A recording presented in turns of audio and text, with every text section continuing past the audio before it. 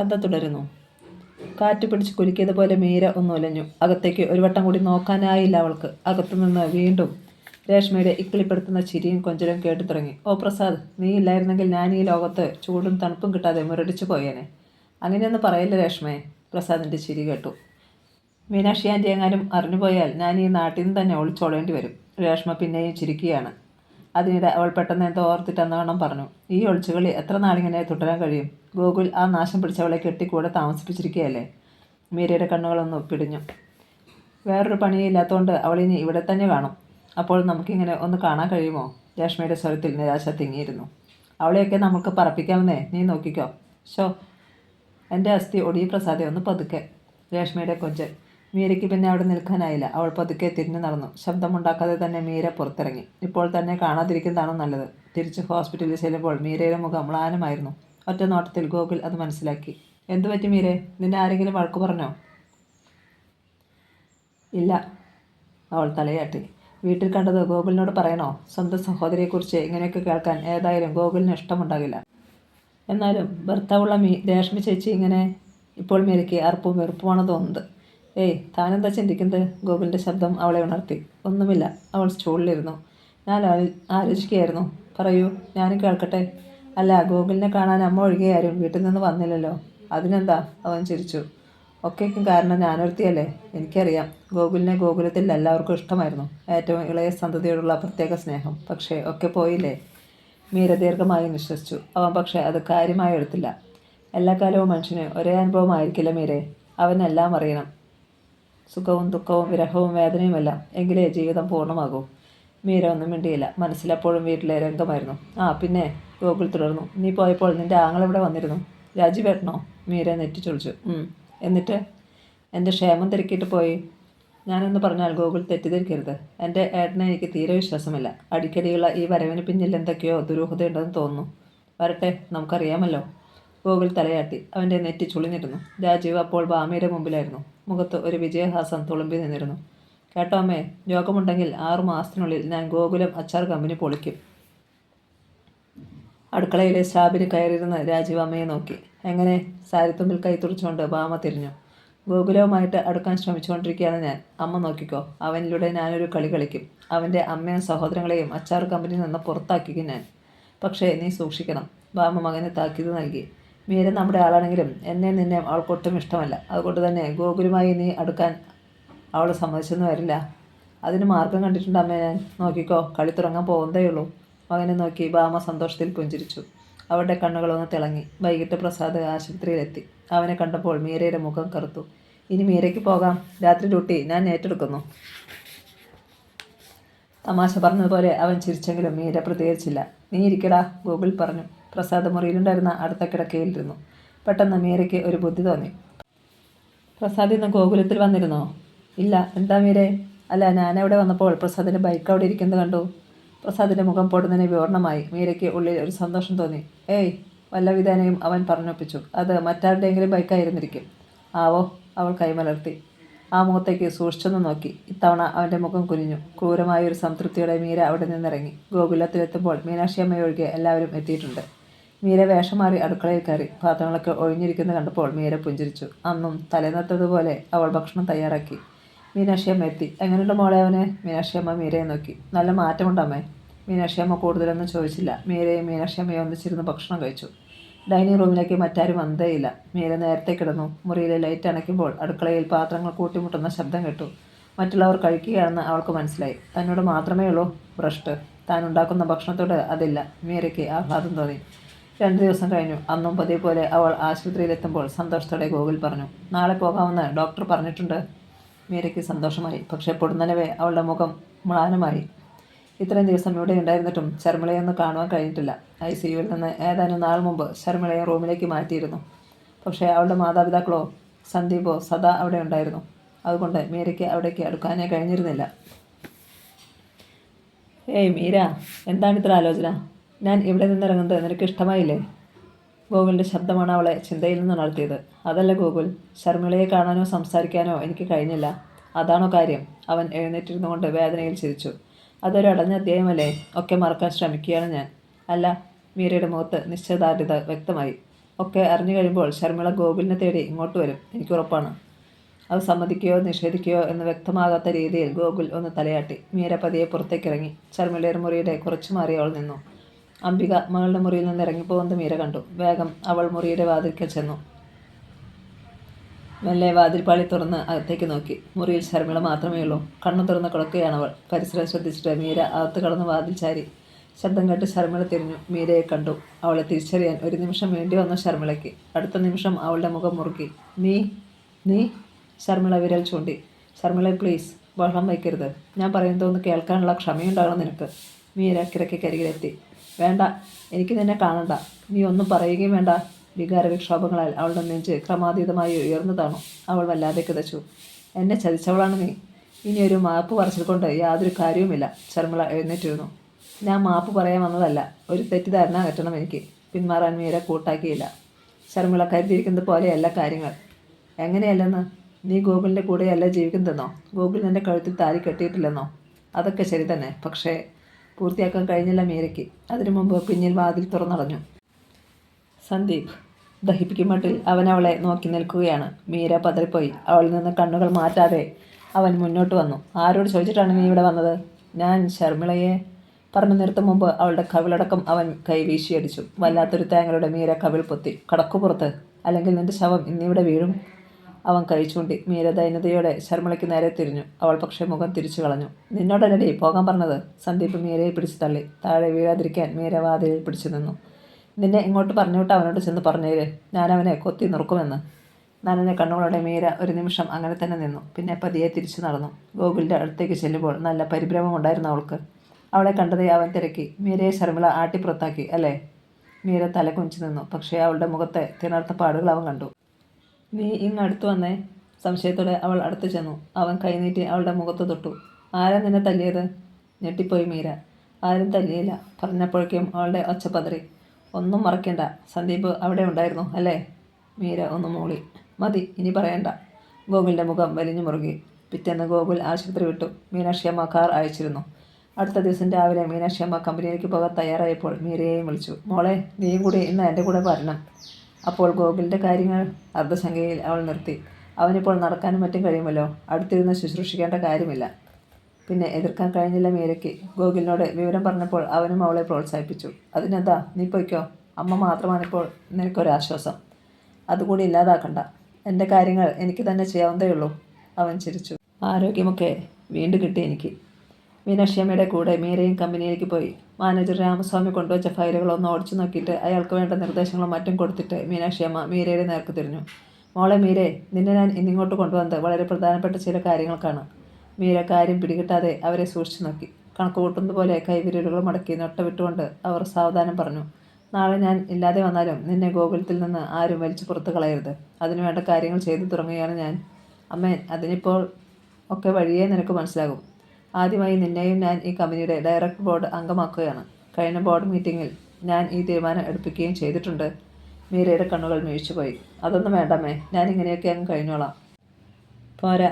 മീനാക്ഷിയമ്മയുടെ മറുപടി പെട്ടെന്നായിരുന്നു. വാക്കുകൾക്ക് അല്പം മുറുക്കം വരികയും ചെയ്തു.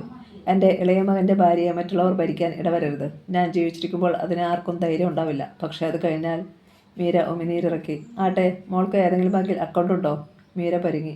അച്ഛൻ നേരത്തെ അക്കൗണ്ട് ഓപ്പൺ ചെയ്തിട്ടുണ്ടെന്നറിയാം. പക്ഷേ അതെവിടെയാണെന്ന് എനിക്കറിയില്ലമ്മേ. അച്ഛൻ്റെ ആവശ്യത്തിന് രൂപ തരുമായിരുന്നു. അതുകൊണ്ട് മറ്റൊന്നും അന്വേഷിക്കേണ്ടി വന്നിട്ടില്ല. മീനാക്ഷിയമ്മ ഉള്ളിൽ ചിരിച്ചുകൊണ്ട് തലയാട്ടി. സാരമില്ല, നമുക്ക് പുതിയ അക്കൗണ്ട് തുടങ്ങാം. അവർ ഫോണെടുത്ത് മാനേജറെ വിളിച്ചു. സ്വാമി, ഇങ്ങോട്ട് വാ. അരമിനിറ്റിനുള്ളിൽ രാമസ്വാമി കയറി വന്നു. മാഡം. സ്വാമി, മീരമോൾക്ക് ഒരു അക്കൗണ്ട് തുടങ്ങണം. ആപ്ലിക്കേഷൻ കൊടുക്കാൻ 2-3 ബ്ലാങ്ക് പേപ്പറുകളിൽ ഒപ്പിട്ട് വാങ്ങുക. പിന്നീട് ആപ്ലിക്കേഷൻ തയ്യാറാക്കാം. സ്വാമി നെറ്റിയൊന്ന് ചോദിച്ചു. അക്കൗണ്ട് തുടങ്ങാൻ വെള്ള പേപ്പറിൽ ആപ്ലിക്കേഷൻ കൊടുക്കേണ്ട കാര്യമില്ലല്ലോ. അയാൾ അത് തുറന്ന് ചോദിക്കാനും ഭാവിച്ചതാണ്. പക്ഷേ മീനാക്ഷിയമ്മയുടെ കൂർത്ത നോട്ടത്തിന് മുന്നിൽ അയാൾ അനുസരിച്ചു. 2 വെള്ള പേപ്പറുകളിൽ മീരയുടെ സൈൻ വാങ്ങി. ഇനി എന്നാൽ മീര പോയിക്കോളൂ. ഡ്രൈവറോട് പറഞ്ഞാൽ മതി. ശരി അമ്മേ. മീര മടങ്ങി. മീനാക്ഷിയമ്മ രാമസ്വാമിയെ നോക്കി. പിന്നെ ഒരു ബാങ്കിൻ്റെ പേരും അക്കൗണ്ട് നമ്പറും പറഞ്ഞു. ഇത് വെച്ച് ഒരു ലെറ്റർ ഡ്രാഫ്റ്റ് ചെയ്യണം. തനിക്ക് സുഖമില്ലാതെ കിടക്കുന്നതിനാൽ ചെക്ക് ബുക്ക് വാങ്ങുവാൻ സ്വാമിയെ മീര ചുമതലപ്പെടുത്തിയിരിക്കുകയാണെന്നും ചെക്ക് ബുക്ക് കൊടുത്തു വിടണമെന്നും. മാഡം. രാമസ്വാമി അമ്പരന്നു. അക്കൗണ്ട് തുടങ്ങാനാണെന്ന് പറഞ്ഞിട്ട്? മീനാക്ഷിയമ്മ കൂടുതൽ ഗൗരവത്തിലായി. ഞാൻ പറയുന്നത് അനുസരിക്കുകയാണ് നിങ്ങളുടെ ജോലി. അല്ലാതെ നിങ്ങൾ എൻ്റെ ലീഗൽ അഡ്വൈസർ അല്ല. അണ്ടർസ്റ്റാൻഡ്? Yes madam. സ്വാമി തലതാഴ്ത്തി. എങ്കിൽ പറഞ്ഞതനുസരിക്കുക. സ്വാമി തൻ്റെ സീറ്റിലേക്ക് മടങ്ങി. മൂന്നാം നാൾ മീരയെയും കൂട്ടി മീനാക്ഷിയമ്മ വീണ്ടും കമ്പനിയിലെത്തി. മോളെ, നിന്റെ പേരിൽ അക്കൗണ്ട് ഓപ്പൺ ചെയ്തു. അവർ മേശ തുറന്ന് ഒരു ചെക്ക് ബുക്ക് എടുത്ത് അവൾക്ക് മുന്നിൽ വെച്ചു. ഇതിൽ 10 ലീഫുകൾ ഒപ്പിട്ടോളൂ. നിനക്ക് വേണ്ടി ഞാനൊരു കാർ വാങ്ങാൻ പോവുകയാണ്. ഡി തരുന്ന ബാങ്കുകാർക്ക് കൊടുക്കാനാണോ ചെക്ക്? മീര അമ്പരന്ന് പോയി. എനിക്ക് കാറൊന്നും വേണ്ടാമേ. വേണം, അതെൻ്റെ തീരുമാനമാണ്. അവർ പേനയെടുത്ത് അവൾക്ക് നീട്ടി. ഒപ്പിട്. ഡേറ്റും എമൗണ്ടും എഴുതണ്ട, അതൊക്കെ ബാങ്കുകാർ ചെയ്തോളൂ. ഒന്നും അടിച്ചിട്ടാണെങ്കിലും മീര പേന വാങ്ങി. അവൾ ഒപ്പിടുന്നത് കണ്ടപ്പോൾ മീനാക്ഷിയമ്മയുടെ ഉള്ളിൽ അടക്കി നിർത്താൻ കഴിയാത്ത വിധം ഒരു ഉന്മാദം ഉടലെടുക്കുകയായിരുന്നു. 2 ആഴ്ചത്തെ ആശുപത്രിവാസത്തിന് ശേഷമാണ് ശർമിള സകേതത്തിൽ മടങ്ങിയെത്തിയത്. ഗേറ്റ് കടക്കുമ്പോൾ തന്നെ അവൾ കാറിൻ്റെ ഗ്ലാസ്സിലൂടെ വീട്ടിലേക്കൊന്ന് നോക്കി. ഇനിയൊരിക്കലും ഈ വീട് താൻ കാണില്ലെന്ന് വിങ്ങിപ്പൊട്ടുകയും കുറ്റപ്പെടുത്തുകയും പരിഹസിച്ച് ചിരിക്കുകയും ചെയ്യുന്ന ജനക്കൂട്ടത്തിന് നടുവിൽ വിറങ്ങലിച്ച ശരീരമായി കിടക്കുമെന്നും കരുതിയിരുന്നതാണ്. പോർച്ചിൽ കാർ നിന്നു. ഡ്രൈവിംഗ് സീറ്റിൽ നിന്ന് സന്ദീപും തൊട്ടടുത്ത സീറ്റിൽ നിന്ന് ഭാസ്കരനും ഇറങ്ങി. ഇറങ്ങുമോളെ, പുറത്തേക്ക് കാൽ വയ്ക്കുന്നതിനിടയിൽ അംബിക പറഞ്ഞു. എന്നിട്ടും ഒരു നിമിഷം കൂടി അവൾ നിശ്ചലയായി അവിടെ തന്നെ ഇരുന്നു. മോളെ, അംബിക വീണ്ടും വിളിച്ചപ്പോൾ ഉറക്കത്തിൽ നിന്ന് ഉണർന്നതുപോലെ അവളൊന്ന് ഞെട്ടി. യാന്ത്രികമായി കാറിൽ നിന്നിറങ്ങി. മകളുടെ കണ്ണുകളിൽ നനവ് പടർന്നിരിക്കുന്നത് അംബിക ശ്രദ്ധിച്ചു. ഭാസ്കരനും സന്ദീപും ആശുപത്രിയിൽ നിന്ന് കൊണ്ടുവന്ന ബാഗുകളും മറ്റുമായി അകത്തേക്ക് പോയി കഴിഞ്ഞിരുന്നു. മോളെ, ഇരിപ്പുമുറിയിലേക്ക് കടന്നപ്പോൾ അംബിക അവൾക്കൊപ്പം ചെന്നു. പഴയ കാര്യങ്ങളൊന്നും ഇനി ഓർക്കരുത്, സങ്കടപ്പെടരുത്. ശർമിളയുടെ ഉള്ളിൽ ഒരു തേങ്ങൽ അമർന്നു കിടന്നു. എല്ലാം ഓർക്കാതെയും സങ്കടപ്പെടാതെ ഇരിക്കാൻ വേണ്ടിയാണ് ഞാൻ അന്നത് ചെയ്തത്. പക്ഷേ നിങ്ങളാരും അത് സമ്മതിച്ചില്ല. അമ്മ തന്നെ ഒന്ന് ചിന്തിച്ചു നോക്കിയേ. എല്ലാം മറക്കാൻ ഈ ജന്മത്തിൽ കഴിയുമോ എനിക്ക്? അംബികയ്ക്ക് അതിന് മറുപടിയില്ലായിരുന്നു. കോണിപ്പടികൾ കയറുമ്പോൾ ശർമിളയുടെ കാലുകൾ ഇടറി. ശരീരത്തിന് ബലമില്ലാത്തതുപോലെ അവൾ കൈവരിയിൽ പിടിച്ചു. അത് മനസ്സിലാക്കിയിട്ട് എന്നവണ്ണം അംബിക മകളെ താങ്ങി. മുറിയിൽ എത്തിയപ്പോഴേ അവളെ കട്ടിലിൽ ഇരുത്തി.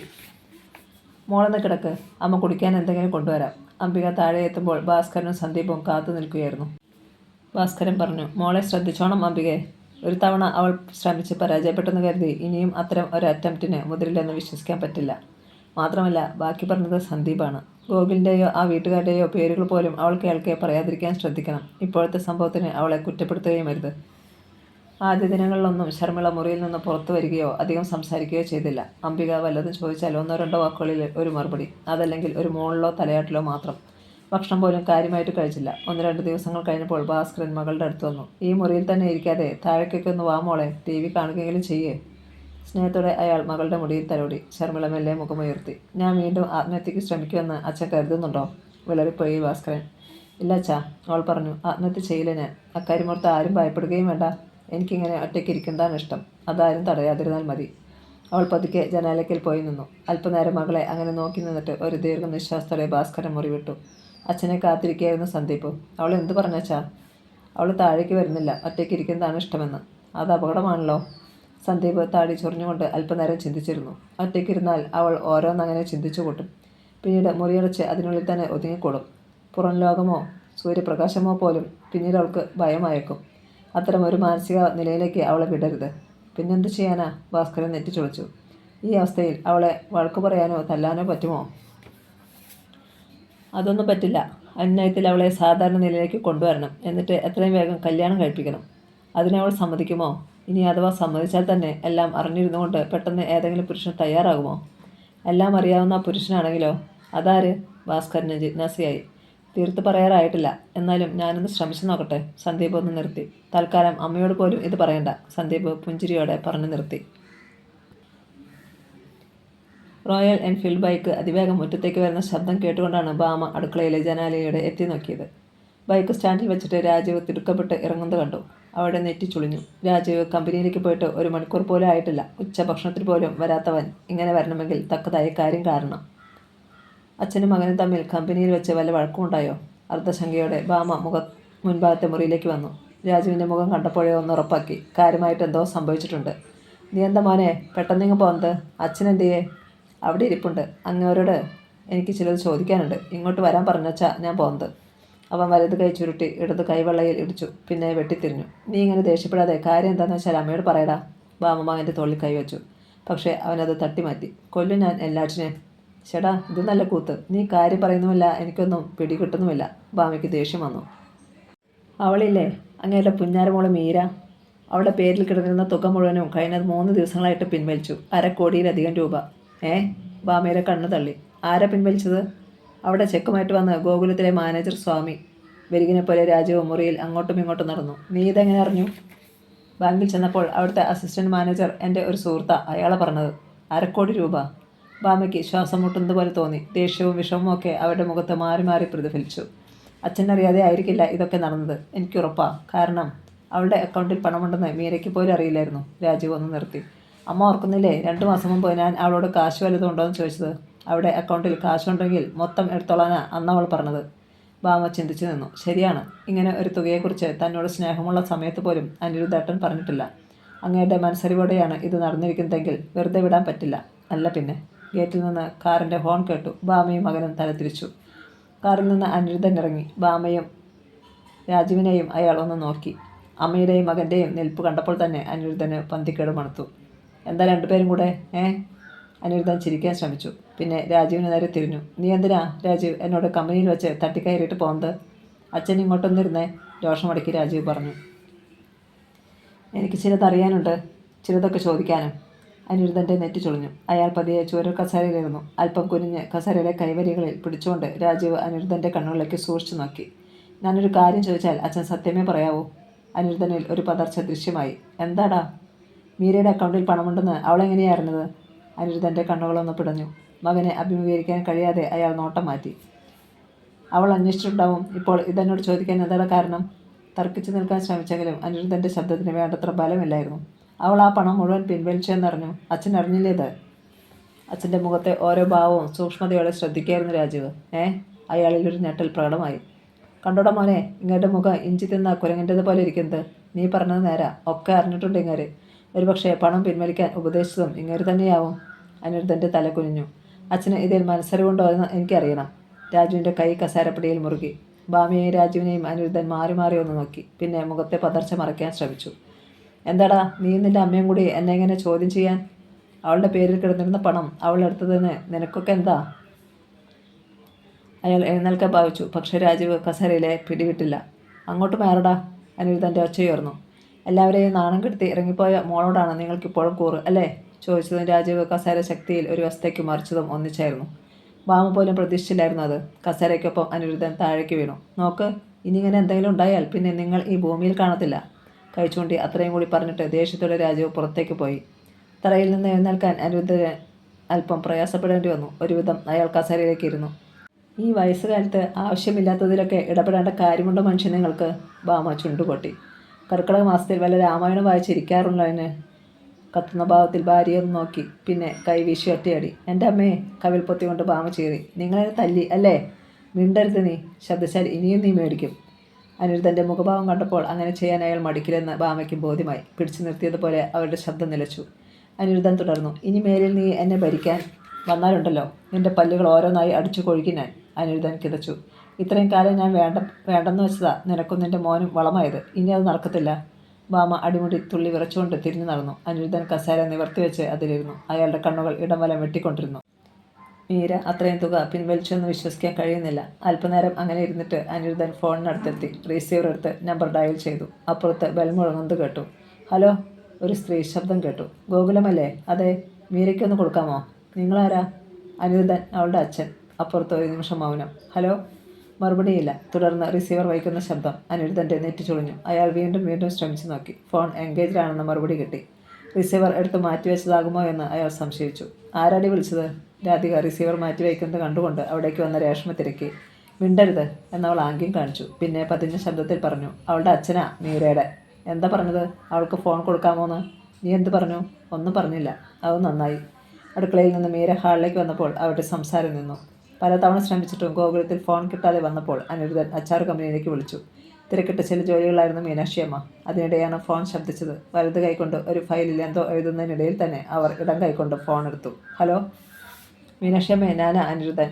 എഴുതിക്കൊണ്ടിരുന്ന അവളുടെ കൈ പെട്ടെന്ന് നിന്നു. മുഖത്ത് വിവിധ ഭാവങ്ങൾ മിന്നി. എന്തു വേണം? ഒട്ടും മയമില്ലാതെ തിരക്കി. ഒരു കാര്യം അറിയാനുണ്ടായിരുന്നു. അവർ മിണ്ടിയില്ല. അയാൾ തുടർന്നു. ഞാൻ മീരയ്ക്ക് വേണ്ടി അവളുടെ ഷെയറുകളുടെ പേപ്പർ മീനാക്ഷിയമ്മയുടെ പേർക്ക് അയച്ചിരുന്നു. അതിന് അവളുടെ അക്കൗണ്ടിലെ പണം പിൻവലിച്ചെന്നറിഞ്ഞു. അതിനെന്താണ് അനിരുദ്ധ? ദാനം കൊടുത്തത് വായിലോട്ടോ തീയിലോട്ടോ എന്ന് അന്വേഷിക്കേണ്ട കാര്യമുണ്ടോ? മാന്യതയുള്ളവരാരും അങ്ങനെ ചെയ്യില്ല. മീനാക്ഷിയമ്മ പല്ലിറങ്ങി. അല്ല, ഞാൻ ചോദിച്ചെന്നേ ഉള്ളൂ. ഇത്രയും വലിയൊരു തുക. നോക്ക്, മേലിൽ ഇത്തരം കാര്യങ്ങളൊന്നും എന്നോട് സംസാരിച്ചിക്കരുത്. മകളെ വല്ലവരുടെയും കൂടെ ഇറക്കിവിടുമ്പോൾ ഇതൊക്കെ നിങ്ങൾ ശ്രദ്ധിക്കണമായിരുന്നു. കടുപ്പിച്ചങ്ങനെ പറഞ്ഞിട്ട് അവർ റിസീവർ വെച്ചു. പിന്നെ ജോലി പെട്ടെന്ന് അവസാനിപ്പിച്ച് എഴുന്നേറ്റു. എന്തോ വളരെ പെട്ടെന്ന് ചെയ്യാനുള്ള വ്യഗ്രതയിൽ തിടുക്കത്തിൽ ചില പേപ്പറുകളും എടുത്ത് അവർ പുറത്തേക്ക് നടന്നു. പിറ്റേന്ന് രാവിലെ മീര അടുക്കള ജോലികൾ ചെയ്തുകൊണ്ട് നിൽക്കുമ്പോൾ മീനാക്ഷിയമ്മ അടുത്തെത്തി. ചെയ്തൊക്കെ മതി മോളെ, നീ ഒന്നൊരുങ്ങ്, നമുക്കൊരിടം വരെ പോകണം. എവിടെയെന്ന് ചോദിക്കാൻ നാവ് അനക്കിയതാണെങ്കിലും മീര അത് വേണ്ടെന്ന് വെച്ചു. ഗോകുൽ രാവിലെ തന്നെ പുറത്തെങ്ങോ പോയിരിക്കുകയായിരുന്നു. മീര വേഗം തയ്യാറായി. യാത്രക്കിടയിലാണ് മീനാക്ഷിയമ്മ അവളോട് പറഞ്ഞത്, മോളെ, നമ്മൾ രജിസ്റ്റർ ഓഫീസിലേക്കാണ് പോകുന്നത്. നിന്റെ പേരിൽ കുറച്ച് വസ്തുക്കൾ എഴുതി തരാൻ ഞാൻ തീരുമാനിച്ചു. മീര അത് കേട്ട് അമ്പരന്ന് പോയി. അയ്യോ, അതൊന്നും വേണ്ടമ്മേ. വേണം, കടുത്തതായിരുന്നു ആ വാക്കുകൾ. അവർ രജിസ്റ്റർ ഓഫീസിലെത്തി. എഴുതി തയ്യാറാക്കിയ പ്രമാണങ്ങളുമായി എഴുത്തുകാരൻ കാത്തു നിന്നിരുന്നു. ആ മോളെ, എല്ലാം വായിച്ചു കേട്ടോ എന്ന് രജിസ്ട്രാർ ചോദിക്കും. കേട്ടെന്ന് പറഞ്ഞാൽ മതി, അല്ലെങ്കിൽ വെറുതെ നമ്മുടെ നേരെ പോവും. അതുകൊണ്ടാ. മീര തലയാട്ടി. അവർ രജിസ്ട്രാറുടെ ഓഫീസ് റൂമിലെത്തി. എല്ലാം വായിച്ചു കേട്ടല്ലോ? പതിവ് പോലെ അയാൾ തിരക്കി. കേട്ടു. മീരയും മീനാക്ഷിയമ്മയും ഒന്നിച്ചു പറഞ്ഞു. ഒപ്പിട്ടോളൂ. മീര പേന വാങ്ങി രജിസ്റ്ററിൽ ഒപ്പിട്ടു. മീനാക്ഷിയമ്മയുടെ മുഖത്ത് ഒരു മന്ദഹാസമുണ്ടായി. എന്നാൽ വസ്തു എഴുതി വാങ്ങുന്ന ആൾ രജിസ്റ്ററിൽ ഒപ്പുവയ്ക്കേണ്ട കാര്യമില്ലെന്ന് മീരയ്ക്ക് അറിയില്ലായിരുന്നു. താൻ സമർത്ഥമായി കബളിപ്പിക്കപ്പെടുകയാണെന്നോ. രജിസ്ട്രാറുടെ ഓഫീസിൽ നിന്ന് കാറിൽ മടങ്ങുമ്പോൾ ഒരു രാജ്യം പിടിച്ചടക്കിയ സന്തോഷമായിരുന്നു മീനാക്ഷിയമ്മയ്ക്ക്. മീരയെ അവർ ഇടം കണ്ണിട്ടൊന്ന് നോക്കി. മുഖത്ത് വേണ്ടത്ര തെളിച്ചമില്ല. എന്താ മോളെ, ഞാൻ ഇത്രയൊക്കെ ചെയ്തു തന്നിട്ടും നിനക്കൊരു സന്തോഷമില്ലാത്തത്? എൻ്റെ മക്കൾക്ക് പോലും ഒരു സെൻറ്റ് ഭൂമി ഞാനിതുവരെ സ്വന്തം പേരിൽ നൽകിയിട്ടില്ല. അവർ അവളുടെ തോളിൽ കൈവച്ചു. നേരത്തെ ഒരു മന്ദഹാസത്തോടെ മീര തിരിഞ്ഞു. ഇതൊന്നും വേണ്ടായിരുന്നു അമ്മേ. മീനാക്ഷിയമ്മയുടെ പുരികങ്ങൾ കോർത്തു. മീര തുറന്നു പറഞ്ഞു. അമ്മയുടെ മക്കൾക്ക് അവകാശപ്പെട്ടതൊന്നും എനിക്ക് വേണ്ടായിരുന്നു. മാത്രമല്ല, ഇതൊക്കെ അവർ അറിഞ്ഞാൽ എന്തൊക്കെ പ്രശ്നങ്ങളാവും ഇനി ഉണ്ടാവുക. കുടുംബത്തിലെ ശാന്തിയും സമാധാനവും നഷ്ടപ്പെടുവാൻ ഇതുപോരെ? മീനാക്ഷിയമ്മ തലയാട്ടിക്കൊണ്ട് പരിഹാസഭാവത്തിൽ പ്രതിയോജിച്ചു. ഗോകുലത്തിൽ ഇപ്പോൾ ശാന്തിയും സമാധാനവും ഉണ്ടെന്ന് നിനക്ക് തോന്നുന്നുണ്ടോ മീരെ? അതിന് അവൾ ഉത്തരം പറഞ്ഞില്ല. മീനാക്ഷിയമ്മ തുടർന്നു. പിന്നെ സ്വത്തിൻ്റെ കാര്യം. എൻ്റെ പേരിലുള്ള സ്വത്ത് ഞാൻ എനിക്കിഷ്ടമുള്ളതുപോലെ ചെയ്യും. മറ്റാർക്കും അതിൽ പരിതപിക്കുകയോ പരിഭവിക്കുകയോ ചെയ്യേണ്ട കാര്യമില്ല. കാറിനുള്ളിൽ വീണ്ടും മൗനം തിങ്ങി. ദാസപ്പ, അല്പം കഴിഞ്ഞ് മീനാക്ഷിയമ്മ വിളിച്ചു. അയാൾ ഡ്രൈവ് ചെയ്യുന്നതിനിടയിൽ പിന്നിലേക്ക് നോക്കി. ഈ വഴി വന്നതല്ലേ? ഭാസ്കരൻ്റെ വീട്ടിൽ കൂടി ഒന്ന് കയറിയിട്ട് പോകാം. അത് കേട്ട് മീരയുടെ മുഖം വിളറി. മീനാക്ഷിയമ്മ അത് ശ്രദ്ധിച്ചു. മോൾക്ക് പ്രയാസമുണ്ടെങ്കിൽ അങ്ങോട്ട് കയറണ്ട, കാറിൽ തന്നെ ഇരുന്നാൽ മതി. അവൾ തലയാട്ടി. കാർ സ്വാഗതത്തിൻ്റെ മുന്നിലായി നിന്നു. മീനാക്ഷിയമ്മയുടെ നിർദ്ദേശപ്രകാരം വണ്ടി അകത്തേക്ക് കയറ്റിയില്ല. മീനാക്ഷിയമ്മ ഇറങ്ങി മുറ്റത്തുകൂടി നടന്ന് സിറ്റൗട്ടിലേക്ക് കയറിയതേയുള്ളൂ. വാതിൽക്കൽ ഭാസ്കരൻ്റെ മുഖം കണ്ടു. മീനാക്ഷിയമ്മയെ കണ്ട് ഭാസ്കരൻ ചിരിച്ചെങ്കിലും അതിന് വേണ്ടത്ര തെളിച്ചമില്ലായിരുന്നു. എന്താട്ടാ, ഞാനിങ്ങോട്ട് വന്നത് ഇഷ്ടമായില്ലേ? അവർ തുറന്നു ചോദിച്ചപ്പോൾ വിളറിപ്പോയി ഭാസ്കരൻ. നീ എന്താ അങ്ങനെ ചോദിച്ചത്? എനിക്ക് അങ്ങനെ തോന്നി. അതിന് മറുപടി പറയാതെ ഭാസ്കരൻ അകത്തേക്ക് നോക്കി വിളിച്ചു പറഞ്ഞു. അംബികെ, ഇതാരാ വന്നിരിക്കുന്നതെന്ന് നോക്കിയേ. അടുക്കളയിൽ നിന്ന് അംബിക ഹാളിലെത്തിയപ്പോഴേക്കും മീനാക്ഷിയമ്മയും അങ്ങെത്തിയിരുന്നു. ഇരുവരും ഒരു നിമിഷം നോക്കി നിന്നു. നാത്തൂനെ. അംബികയുടെ വിളിയിൽ കാര്യമായ സ്നേഹമില്ലെന്ന് മീനാക്ഷിയമ്മ അറിഞ്ഞു. ഒരു തരം തണുത്ത പ്രതികരണം. മീനാക്ഷിയമ്മ നാത്തൂൻ്റെ കരം കവർന്നു. എന്തിയെ ശർമിളമോള്? മുകളിലുണ്ട്. അംബികയുടെ ശബ്ദത്തിൽ തേങ്ങൽ പടർന്നു. മുറിയിൽ ഇരിപ്പാണ്. പുറത്തേക്ക് ഒന്നിറങ്ങാൻ പറഞ്ഞ പോലും കൂട്ടാക്കുന്നില്ല അവൾ. മീനാക്ഷിയമ്മ വ്യസനം ഭാവിച്ച് തല കുനിച്ചു. വരാനുള്ളത് വന്നു അംബികെ. ഇനിയിപ്പോൾ അതേക്കുറിച്ച് ചിന്തിക്കാതെ എങ്ങനെയെങ്കിലും ശർമിളയെ സാന്ത്വനിപ്പിക്കുകയാണ് ചെയ്യേണ്ടത്. ഞാൻ അവളോടൊന്ന് സംസാരിക്കാം. പറഞ്ഞുകൊണ്ട് മുകളിലേക്ക് കയറാൻ അഞ്ഞു മീനാക്ഷിയമ്മ. പെട്ടെന്ന് പിന്നിൽ നിന്ന് സന്ദീപിൻ്റെ ശബ്ദം കേട്ടു. ഇത്രയ്ക്ക് സാഹസം കാട്ടണോ ആൻറ്റി? അറ്റുപോയ ബന്ധങ്ങൾ അങ്ങനെ തന്നെ അങ്ങ് ഇരിക്കുന്നതല്ലേ നല്ലത് രണ്ടു കൂട്ടർക്കും. അടുത്ത പടിയിലേക്ക് വെച്ച കാൽ പിൻവലിക്കാതെ തന്നെ മീനാക്ഷിയമ്മ തിരിഞ്ഞു നോക്കി. ഒരു ബന്ധം അറ്റുപോയെന്ന് കരുതി എല്ലാം അവസാനിപ്പിക്കണമെന്നാണോടാ നീ പറയുന്നത്? എൻ്റെ കാഴ്ചപ്പാടിൽ അതാ നല്ലതെന്ന് തോന്നുന്നു. അവരുടെ മുഖത്ത് നോക്കാതെയാണ് അവൻ ബാക്കി പറഞ്ഞത്. ആങ്ങളെയും പെങ്ങളുമൊക്കെയാണെന്ന് നേര് തന്നെ. പക്ഷേ ഗോകുലത്തിൽ നിന്ന് ആരും ഇങ്ങോട്ട് വരുന്നത് എനിക്കിഷ്ടമല്ല. അവിടെയുള്ളവർ ആരും ശർമിളയോട് സംസാരിക്കുന്നതും. സന്ദീപേ, അവനെ തടഞ്ഞുകൊണ്ട് ഭാസ്കരൻ ഒച്ചയുയർത്തി. നീ ആരോടാണ് ഇങ്ങനെയൊക്കെ സംസാരിക്കുന്നതെന്ന് അറിയാമോ? ശരിക്കും യാതൊരു ഭാവഭേദമില്ലായിരുന്നു സന്ദീപിന്. സന്ദീപ്, മീനാക്ഷിയമ്മയുടെ മുഖം മുറുകി. നിനക്ക് ഇഷ്ടപ്പെട്ടാലും ഇല്ലെങ്കിലും ഞാൻ ശർമിളയോട് ഇന്ന് സംസാരിച്ചിട്ടേ പോകൂ. നിനക്ക് എന്നെ തടയാമെങ്കിൽ ഒന്ന് തടഞ്ഞടാ.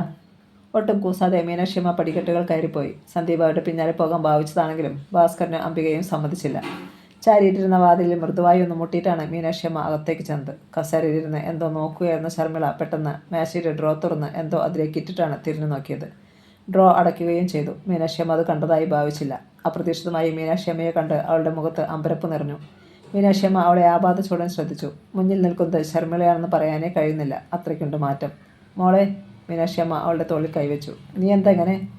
ഞാൻ പിന്നെ എങ്ങനെയാണ് ആൻറ്റി? മീനാക്ഷിയമ്മ മുഖത്ത് സങ്കടഭാവം വരുത്തി. വാ. അവളെ ചേർത്ത് പിടിച്ച് അവർ കിടക്കയിലിരുന്നു. ഒരുത്തൻ നിഷ്കരണം വഞ്ചിച്ചെന്ന് കരുതി സ്വയം ഇല്ലാതാക്കാൻ ശ്രമിക്കുന്നവർ വിഡ്ഢികളാണ്. നമ്മളെ വേണ്ടാത്തവരെ നമുക്കും വേണ്ടെന്നങ്ങ് തീരുമാനിക്കണം. അവിടെയാണ് പെണ്ണിൻ്റെ മിടുക്ക് കാണിക്കേണ്ടത് മോളെ. നീ എന്നെ കണ്ടുപിടിക്കും മോളെ. ആൻറ്റിയുടെ അത്ര മനക്കരുത്തൊന്നും എനിക്കില്ല ആൻറ്റി. ശർമിള ഏങ്ങി. എന്ന് വെച്ച് ജീവിതകാലം മുഴുവൻ ഇങ്ങനെ കഴിയാമെന്നാണോ? അത് പറ്റത്തില്ല മോളെ, ഞങ്ങളാരും സമ്മതിക്കത്തുമില്ല. തനിക്കിത് അംഗീകരിക്കാൻ കഴിയില്ലെന്ന ഭാവത്തിൽ ശർമിള തലയാട്ടിക്കൊണ്ടിരുന്നു. മോള് പോയി ഈ മുഖമൊന്ന് കഴുകിയിട്ട് വാ. മടിയോടെയാണെങ്കിലും ശർമിള എഴുന്നേറ്റ് ബാത്റൂമിലേക്ക് പോയി. ആ തക്കത്തിന് മീനാക്ഷിയമ്മ എഴുന്നേറ്റ് മേശയുടെ ഡ്രോ തുറന്നു നോക്കി. ശർമിള എന്താണ് അതിനുള്ളിൽ ഒളിപ്പിച്ചതെന്ന് അറിയുവാൻ അവളിൽ ഒരു അമ്പരപ്പുണ്ടായി. അതിൽ ഗോകുലിൻ്റെ ഫോട്ടോയായിരുന്നു. തിടുക്കത്തിൽ അവൾ ആ ഫോട്ടോ എടുത്ത് തൻ്റെ ബാഗിനുള്ളിലാക്കി. ശർമിള മടങ്ങി വന്നപ്പോഴേക്കും പഴയപടി ഇരിക്കുകയും ചെയ്തു. വാ മോളെ, നമുക്ക് താഴേക്ക് പോകാം. വേണ്ട ആൻറ്റി. അവൾ പിന്നോട്ട് മാറി. ശരി. മീനാക്ഷിയമ്മ എഴുന്നേറ്റു. പക്ഷേ ഞാൻ ഇനിയും വരും. അപ്പോൾ ഈ ഭാവമൊക്കെ മാറി നീ നല്ല സ്മാർട്ടായിരിക്കണം. അവളുടെ മറുപടിക്ക് കാക്കാതെ അവർ പുറത്തിറങ്ങി. ആൻറ്റി, പിന്നിൽ നിന്ന് ശർമിള വിളിച്ചു. ആൻറ്റി, ഒരു ഫോട്ടോ എടുത്തു കൊണ്ടുപോയത് കൊണ്ടൊന്നും എൻ്റെ മനസ്സിലെ ചിത്രം മായ്ക്കാൻ ആർക്കും കഴിയില്ല. ഇത്തവണ തോറ്റുപോയത് മീനാക്ഷിയമ്മയെ തന്നെയാണ്. തിരിഞ്ഞ് ശർമിളയൊന്നും നോക്കുപോലും ചെയ്യാതെ മീനാക്ഷിയമ്മ പടികളിറങ്ങി. ഒരാഴ്ച കഴിഞ്ഞു. ഭക്ഷണം കഴിച്ചുകൊണ്ടിരിക്കെ മീര വീണ്ടും ഓക്കാനത്തോടെ എഴുന്നേറ്റ് വാഷ് ബേസിനരികിലേക്ക് പോയി. ഗോകുലത്തിൽ മീനാക്ഷിയമ്മയ്ക്കും ഗോകുലിന് മാത്രം അറിയാമായിരുന്ന രഹസ്യം അങ്ങനെ അവിടെ എല്ലാവരും അറിഞ്ഞു. മീര ഗർഭിണിയാണ്. ഹോ, ഇനി അതിൻ്റെ ഒരു കുറവ് കൂടിയേ ഉള്ളൂ. രാധിക പുച്ഛിച്ചു. അമ്മയ്ക്കിനി മരുമകളോട് സ്നേഹം കൂടത്തേയുള്ളൂ. രേഷ്മ പിറുപിറുത്തു. അവളുടെ മുറിയായിരുന്നു വേദി. സാജൻ്റെ ഭാര്യ ശാന്തമെല്ലെ തലയാട്ടി. നമ്മളിനി വളരെ തന്ത്രപൂർവ്വം കരുക്കൾ നീക്കണം. അവളിവിടെ സ്വസ്ഥമായി കഴിയാനൊന്നും പാടില്ല. എന്തെങ്കിലും ചെയ്തേ പറ്റൂ. അതെങ്ങനെ? ശാന്തിക്ക് ദേഷ്യം വന്നു. അവളുടെ പക്ഷത്തല്ലേ അമ്മ. അമ്മയ്ക്കോ അവൾക്കോ സംശയം തോന്നാത്ത വിധത്തിലായിരിക്കണം നമ്മുടെ നീക്കം. രാധിക അതിനുള്ള തന്ത്രങ്ങൾ വിശദീകരിച്ചു തുടങ്ങി. അന്ന് നേരത്തെ തന്നെ അത്താഴത്തിനുള്ള കാര്യങ്ങൾ ഒരുക്കി കഴിഞ്ഞിരുന്നു മീര. വല്ലാതെ ക്ഷീണിച്ചിരുന്നു. അതുകൊണ്ട് തന്നെ കുളി കഴിഞ്ഞ് മീര അല്പനേരം കിടന്നു. അടുക്കളയിൽ പാത്രങ്ങളുടെ ഒച്ച മീര കേട്ടു. മറ്റുള്ളവർ ആഹാരം കഴിക്കുകയാണെന്ന് മീരയ്ക്ക് മനസ്സിലായി. കുറെ കഴിഞ്ഞപ്പോൾ ശബ്ദങ്ങൾ നിലച്ചു. ഗോകുൽ 9 മണിയായപ്പോഴേക്കും വന്നു. അവൻ്റെ കാലുകൾ നിലത്തുറയ്ക്കുന്നുണ്ടായിരുന്നില്ല. അവനെ കണ്ടതേ മീര എഴുന്നേറ്റു. ഇത്രയ്ക്ക് ബഹുമാനമൊന്നും വേണ്ട മീരെ, കൊഴിഞ്ഞ ശബ്ദത്തിൽ പറഞ്ഞുകൊണ്ട് അവൻ കിടക്കയിലേക്ക് വീണു. വേഷം മാറുകയും ആഹാരം കഴിക്കുകയും ഒന്നും ചെയ്യുന്നില്ലേ ഗോകുൽ? അർച്ചർച്ചാണ് മീര തിരക്കിയത്. എന്തിന്? അവനൊന്ന് ചിരിച്ചു. കുളിച്ചാലും വേഷം മാറിയാലും വാരി വലിച്ച് കഴിച്ചാലും ജീവിതമാകുമോ? ജീവിതമാകണമെങ്കിൽ മനസ്സമാധാനം വേണം, മനസ്സിൽ തൃപ്തി വേണം, സന്തോഷം വേണം. ഗോകുൽ മിഴികൾ അടച്ചു. മീര സങ്കടത്തോടെ അവനെ നോക്കി. കിടക്കയുടെ അരികിൽ ഇരുന്നു. പോയില്ല എല്ലാം. അർദ്ധമയക്കത്തിൽ അവൻ പിറുപിറുക്കുന്നത് മീര കേട്ടു. മീര ദീർഘമായി ഒന്ന് വിശ്വസിച്ചുകൊണ്ട് എഴുന്നേറ്റു. പിന്നെ ജനാലയ്ക്ക് ചെന്ന് പുറത്തേക്ക് നോക്കി നിന്നു. ഗേറ്റ് കടന്ന് 2 പ്രകാശഗോളങ്ങൾ വരുന്നത് കണ്ടു. മീനാക്ഷിയമ്മയുടെ കാറാണ്. അവൾ ചെന്ന് വാതിൽ തുറന്നു. മറ്റുള്ളവരെല്ലാം ഉറങ്ങിക്കഴിഞ്ഞിരുന്നു. ചോറെടുത്ത് വയ്ക്കും മീരെ, പറഞ്ഞിട്ട് അവർ മുറിയിലേക്ക് പോയി. വളരെ പെട്ടെന്ന് മേൽക്കഴുകി വേഷം മാറി അവർ ഊണുമുറിയിൽ എത്തിയപ്പോഴേക്കും മീര എല്ലാം വിളമ്പി വെച്ചിരുന്നു. ചോറിലേക്ക് കറി വെച്ച് ഒരു ഉരുള വായിലേക്ക് വെച്ചതും മീനാക്ഷിയമ്മ അത് പാത്രത്തിലേക്ക് തന്നെ തുപ്പി. ഛേ, എന്താമ്മേ, ഇതെന്ത് പറ്റി? ഉപ്പ് കൊണ്ട് തിന്നാൻ മേല? മീര ഒന്ന് ഞെട്ടി. വിശ്വാസം വരാതെ അവൾ അല്പം കറിയെടുത്ത് രുചിച്ചു നോക്കി. ശരിയാണ്, പക്ഷേ താൻ നേരത്തെ പാകം നോക്കിയതാണല്ലോ. മാത്രമല്ല മറ്റുള്ളവർ കഴിച്ചതുമാണ്. സാരമില്ല മോളെ, ഉള്ള വിശപ്പ് പോയി. പാത്രം നീക്കി വെച്ചിട്ട് മീനാക്ഷിയമ്മ എഴുന്നേറ്റു. അവർ പോയി കഴിഞ്ഞപ്പോൾ മീര സംശയത്തോടെ എല്ലാ വിഭവങ്ങളും പരിശോധിച്ചു. ഒന്നും ഉപ്പ് കൊണ്ട് നാവിൽ വയ്ക്കാൻ പറ്റാത്ത അവസ്ഥ. ആരോ ചതിച്ചതാണ് അവൾ തീർച്ചയാക്കി. ഒന്ന് പൊട്ടിക്കരയണമെന്ന് മീരയ്ക്ക് തോന്നി. പിറ്റേന്ന് വീട്ടിൽ ഇരിക്കുകയായിരുന്ന അനിരുദ്ധൻ. പോസ്റ്റ്മാൻ സൈക്കിളിൽ മുറ്റത്തെത്തി. ഒരു രജിസ്റ്റേർഡ്.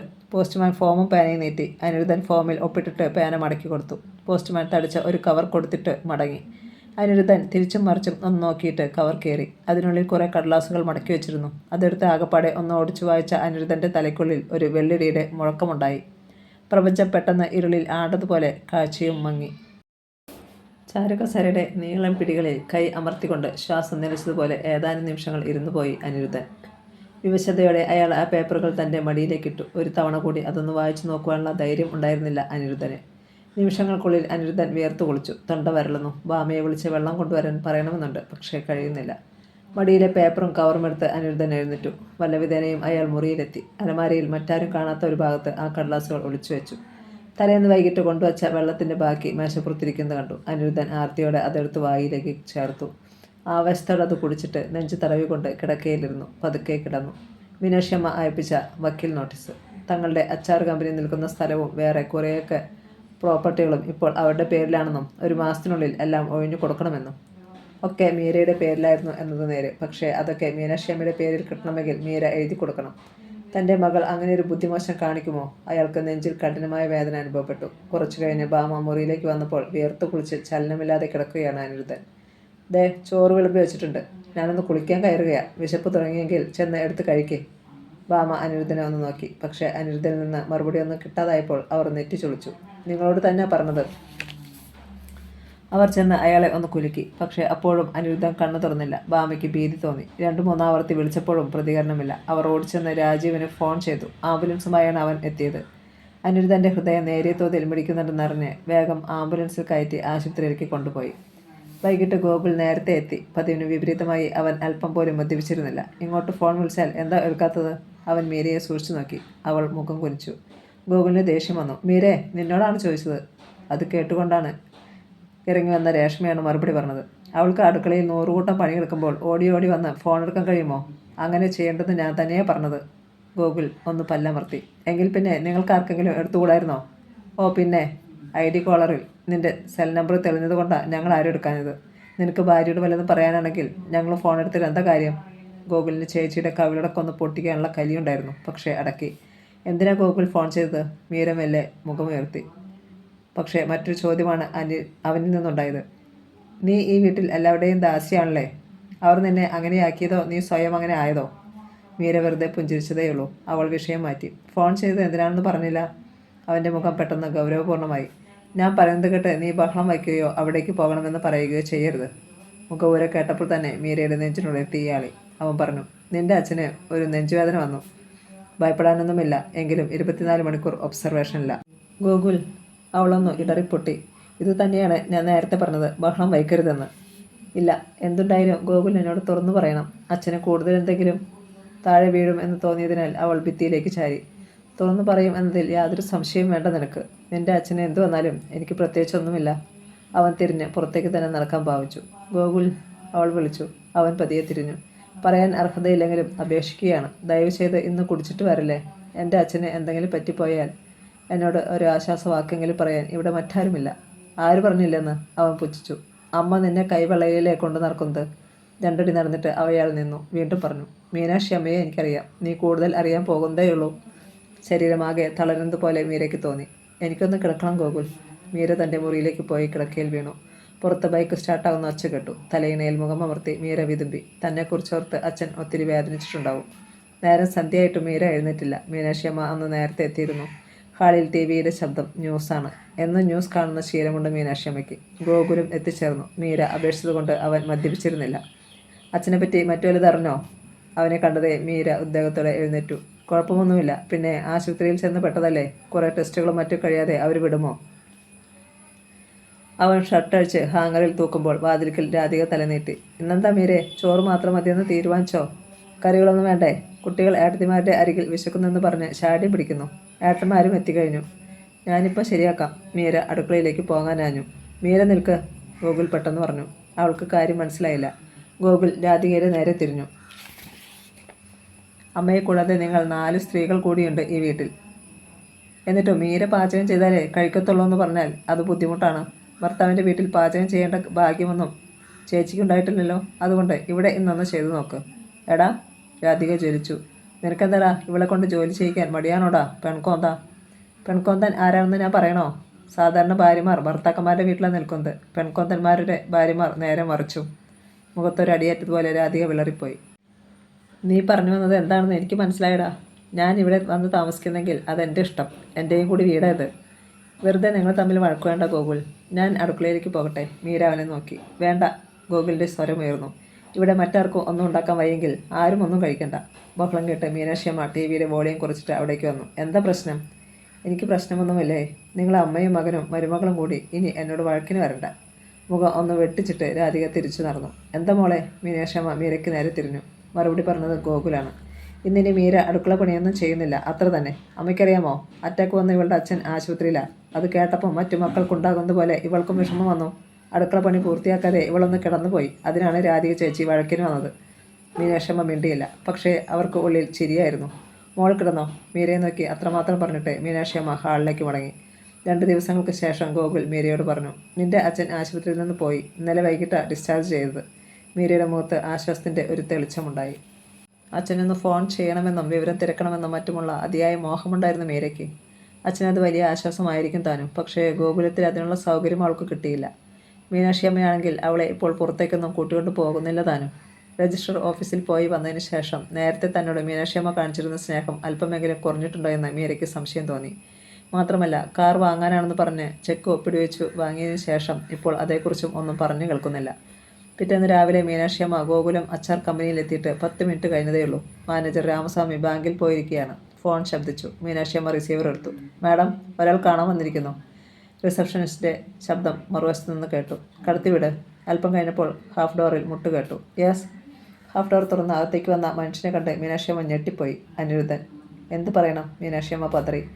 വാതിൽക്ക് തന്നെ നിന്നുകൊണ്ട് അനിരുദ്ധൻ മീനാക്ഷിയമ്മയെ സൂക്ഷിച്ചെന്ന് നോക്കി. ആ കണ്ണുകളിലെ തീക്ഷ്ണത മീനാക്ഷിയമ്മയെ തെല്ല് പകപ്പിച്ചു. അവർ നോട്ടം മാറ്റിക്കളഞ്ഞു. അനിരുദ്ധൻ പതുക്കെ അവർക്ക് മുന്നിലെത്തി. അതിനിടെ ഭിത്തിയിൽ മാല ചാർത്തി വെച്ചിരിക്കുന്ന ശിവരാജൻ്റെ ഫോട്ടോയിലേക്കും ഒന്ന് നോക്കി പുച്ഛത്തോടെയുള്ളൊരു നോട്ടം. എനിക്കൊന്ന് ഇരിക്കാമല്ലോ അല്ലേ? അയാൾ തിരക്കി. മീനാക്ഷിയമ്മ മിണ്ടിയില്ല. അയാളത് പ്രതീക്ഷിച്ചുമില്ലെന്ന് തോന്നി. എങ്കിലും കസേരയിലിരുന്നു. എൻ്റെ ശബ്ദം കേട്ടാൽ ഫോൺ അറ്റൻഡ് ചെയ്തില്ലെന്ന് അറിയാം. അതുകൊണ്ടാണ് നേരിട്ട് വന്നത്. ഈ വരവ് എൻ്റെ വീട്ടിൽ ആരും അറിഞ്ഞിട്ടില്ല താനും.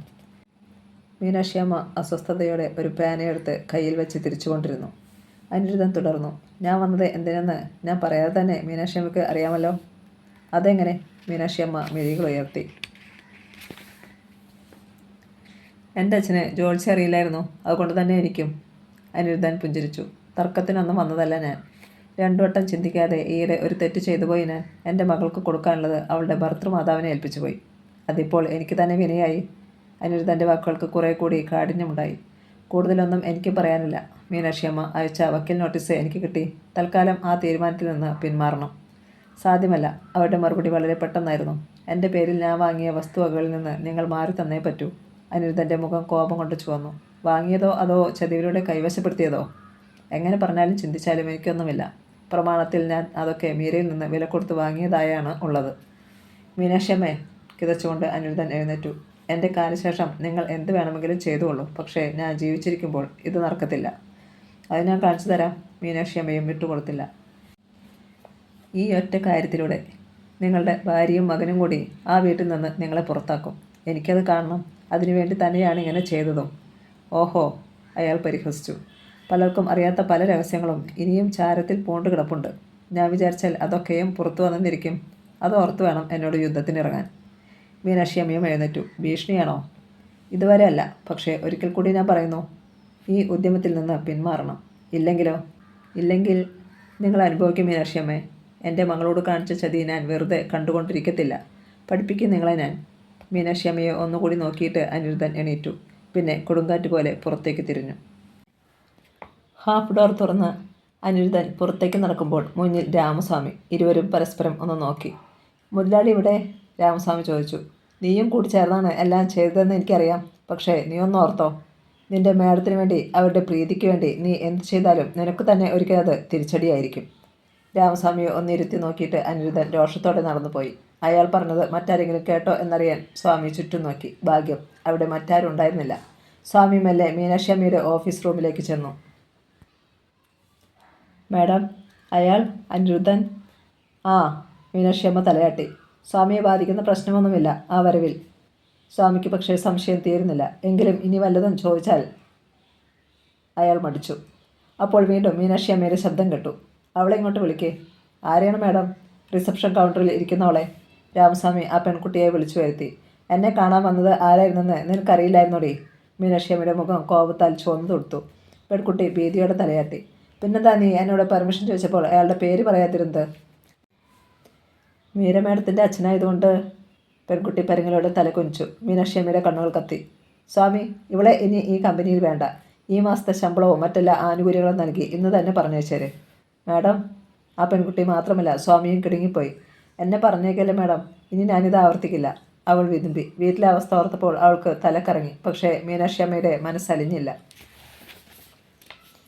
നോ, എനിക്ക് വാക്കൊന്നേ ഉള്ളൂ. പറഞ്ഞവസാനിപ്പിച്ച മട്ടിൽ മീനാക്ഷിയമ്മ ഒരു ഫയലെടുത്ത് തുറന്നു. സ്വാമി ഒന്നും മിണ്ടാതെ മുറിവിട്ടു. പെൺകുട്ടി അല്പനേരം കൂടി പരിങ്ങി നിന്നു. അവസാനം എഴുന്നേർ തുടച്ച് വേച്ചു വെച്ച് പുറത്തേക്ക് പോയി. അസ്വസ്ഥതയോടെ മീനാക്ഷിയമ്മ ഫയൽ അടച്ചു വെച്ചിട്ട് കണ്ണടയെടുത്ത് കൈലേസ് കൊണ്ട് തുടച്ചു. അനിരുദ്ധൻ. അയാൾ പറഞ്ഞിട്ട് പോയതിൻ്റെ പൊരുൾ എന്താണെന്ന് തനിക്കറിയാം. വരട്ടെ. അത് വെച്ച് തന്നെ ബ്ലാക്ക്മെയിൽ ചെയ്യാനോ മറ്റോ ശ്രമിച്ചാൽ താൻ ആരാണെന്ന് അയാൾ ശരിക്കറിയും. ഉച്ചയ്ക്ക് മീനാക്ഷിയമ്മ ഗോകുലത്തിൽ മടങ്ങിയെത്തി. ഇന്നിനി കമ്പനിയിലേക്ക് പോകണമെന്നായിരുന്നു തീരുമാനം. അനിരുദ്ധൻ്റെ വരവോടെ മനസ്സിൻ്റെ സമാധാനം നഷ്ടമായെങ്കിലും അങ്ങനെ ഉണ്ടായിട്ടില്ലെന്ന് സമാധാനിക്കുവാൻ അവർ ശ്രമിച്ചു. മീര വന്ന് ഭക്ഷണം കഴിക്കാൻ വിളിച്ചെങ്കിലും കഴിച്ചെന്ന് അവർ കള്ളം പറഞ്ഞു. അന്ന് വൈകിട്ട് വീണ്ടും പഴയതുപോലെ ഒരനുഭവം തീന്മേശയിലുണ്ടായി. മീരയും ഗോകുലും മീനാക്ഷിയമ്മയും ഒഴികെയുള്ളവർ നേരത്തെ ആഹാരം കഴിച്ചിരുന്നു. ഗോകുൽ പുറത്തുപോയിട്ട് മടങ്ങി വന്നേ ഉണ്ടായിരുന്നുള്ളൂ. അവൻ മദ്യപിച്ചിട്ടുണ്ടെന്ന് മീരയ്ക്ക് മനസ്സിലായി. എന്നാൽ മീനാക്ഷിയമ്മ അത് അറിയേണ്ടെന്ന് കരുതിയാണ് മീര അവരെ ഭക്ഷണം കഴിക്കാൻ വിളിച്ചത്. ഇത്തവണ അവൾ വിളിച്ചപ്പോൾ നീ കൂടി ഇരിക്കുമോളെ എന്നൊന്നും അവർ പറഞ്ഞില്ല. അതിൽ മീരയ്ക്ക് അല്പം വിഷമം ഉണ്ടാകാതെയും ഇരുന്നില്ല. പറഞ്ഞാലും താൻ ഇരിക്കില്ല. അവർ തന്നിൽ നിന്ന് അകന്നകന്ന് പോവുകയാണെന്ന് അവൾക്ക് തോന്നി. നേരത്തെ കാണിച്ചിരുന്ന സ്നേഹവും സാന്ത്വനവുമൊന്നും ഇപ്പോഴില്ല.